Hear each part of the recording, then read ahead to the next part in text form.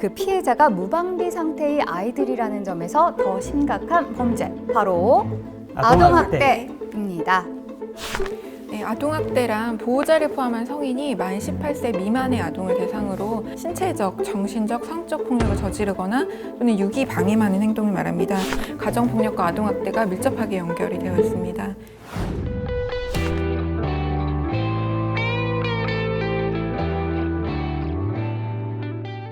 내 자식인데 내 맘대로 하는 것도 죄냐라고 하시는데, 네, 분명히 범죄 맞습니다.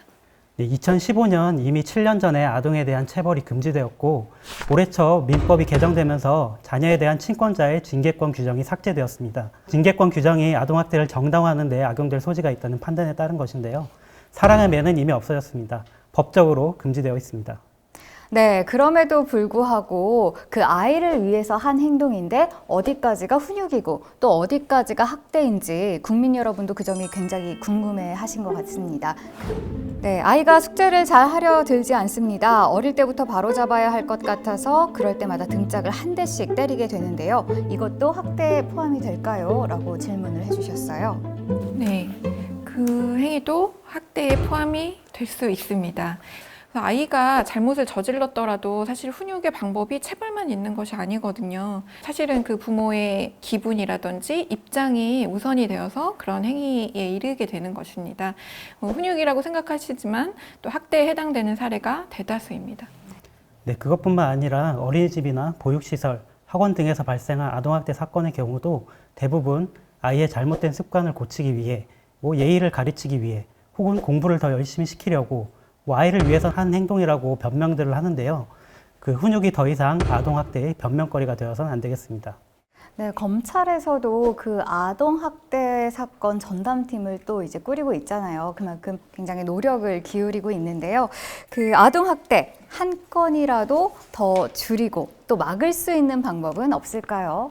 네, 아동학대 사건의 경우에 조기 발견이 무엇보다 중요한 데다가 또 보호관계에 있는 사람으로부터 학대당하는 경우가 많아서 그것을 인지한 사람들의 신고가 가장 효과적입니다. 일반 시민들의 보다 많은 신고가 가장 좋은 예방책이자 또 해결책이 될 수가 있습니다. 네, 신고가 가장 중요하다는 점 강조해 주셨습니다. 네, 그렇다면 이웃이나 주변의 학대 피해 아동을 알아보는 법 어떤 게 있을까요? 그 학대 상황에 놓인 아동들은 사고로 보기에 미심쩍은 상처, 보호자에 대한 지나친 두려움, 적절하지 않은 영양이나 위생 상태 등의 신호를 보이게 되는데요. 그 아동의 울음소리나 비명소리가 계속되는 경우, 사고로 보기에 미심쩍은 상처, 그리고 일반적으로 다치기 어려운 부위에 상처나 멍이 있는 경우, 그 아동에 대한 신체적 학대 행위가 있는 것은 아닌지 의심할 수 있습니다. 네, 또 그리고 정서적 학대의 경우에는 직접 확인할 수 있는 폭언이나 욕설 이외에도 아동이 지속적인 수면 이상을 보인다거나 또 신체적 원인이 없는 여러 증상을 호소하는 경우에 정서적 학대를 의심해 봐야 하고요.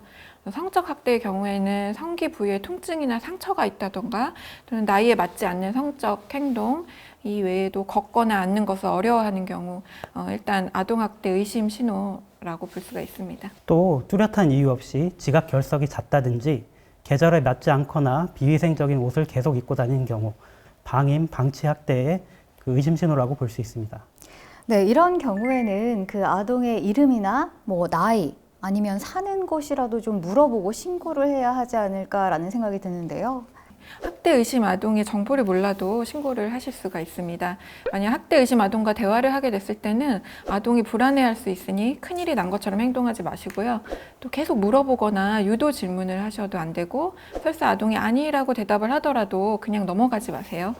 또 아동은 스스로 학대를 당하고 있다고 인지하기가 어렵고 또 그 상황을 회피하는 것일 수도 있으니 관심을 계속 기울여 주셔야 합니다. 말씀드린 사례 중에 해당 사항이 있거나 의심이 간다면 망설이지 말고 바로 아동학대 전담 공무원이나 112로 신고해 주시면 되는데요. 아동학대는 어떤 다른 범죄와는 달리 의심만으로도 신고를 하실 수 있습니다. 요즘은 휴대전화에서도 쉽게 확인할 수 있는 학대 의심 아동 체크리스트 앱도 있습니다. 많은 분들이 좀 더 쉽게 접근하실 수 있고 신고자의 신원은 철저히 비밀로 보장되니까 여러분의 신고가 한 명의 학대 피해 아동을 구한다는 생각으로 용기를 내시길 바랍니다. 네, 그렇게 신고가 이제 들어갈 경우에 그 이후 절차는 어떻게 되는지 좀 궁금합니다. 네, 신고가 접수되면 통상 경찰과 아동학대 전담 공무원, 아동보호 전문기관의 직원이 동행하여 현장에 출동하게 됩니다. 현장에서 학대 행위자, 피해 아동 등 관계인에 대한 조사, 질문을 하고 필요시 학대 행위자를 피해 아동으로부터 분리하는 등의 응급조치 및 임시조치가 이루어집니다. 이후 피해 아동의 보호를 위하여 아동학대 전담 공무원, 아동보호 전문기관이 피해 아동에 대한 사례 관리를 진행하고 사안이 형사사건으로 판단되는 경우 학대 행위자에 대한 수사가 개시됩니다. 네, 그 아동 학대 사건의 재발을 막기 위해서라도 가해자의 정당한 처벌이 꼭 필요할 텐데요. 네, 현재 그 아동학대 범죄의 심각성에 대한 국민적인 공감대가 확산되면서 처벌의 수위도 점점 높아지고 있습니다. 특히 사안에 따라서는 사형까지 구형할 정도로 엄중한 처벌을 원칙으로 하고 있습니다. 조금이라도 학대하면 반드시 처벌받는 사실을 꼭 알아주셨으면 하고요.